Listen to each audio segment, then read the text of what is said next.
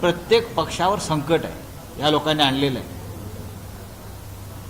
आणि हा अल्प पवार फॅमिली सांगतो मोदींना काय भेटेल पुढच्या महिन्यात बारामती कोण पवार येतात मोदी पवारांनी दिल्लीत पण तुम्ही बघितलं सगळं काय 2 नंबरवर चाललंय की काय दादा काय पक्ष भाजपला सोडणार होते आता जे काही म्हटलं काय शेवटच्या काळात भाजपला सोडणार नाही. त्यांची ही मानसिकता होती का इथे काय खरं नाही, ही काय आपली विचारधारा नाही. आणि ज्या पद्धतीनं भारतीय जनता पक्ष आणि त्यांचे लोक महाराष्ट्राचं नुकसान करतायत, आपल्या राजकारणाचं नुकसान करतायत, त्या विचारामध्ये ते होते की आपल्याला परत मागे फिरलं पाहिजे.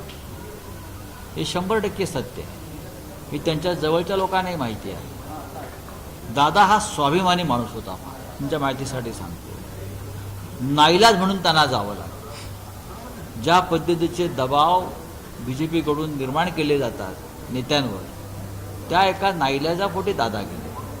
नाहीतर दादांनी शरद पवार साहेबांशी कधीच अशा प्रकारचा विश्वासघात केला नसता, हे माझं मत आहे. साहेब, गोगावलेंची पालकमंत्रीपदी वर्णी लागल्यानंतर त्यांनी एक वक्तव्य केले की आई वडिलांनी जन्म दिला म्हणून मी पालकमंत्री झालो आणि बाळासाहेबांनी उमेदवारी दिली म्हणून मी आज पालकमंत्री झालो.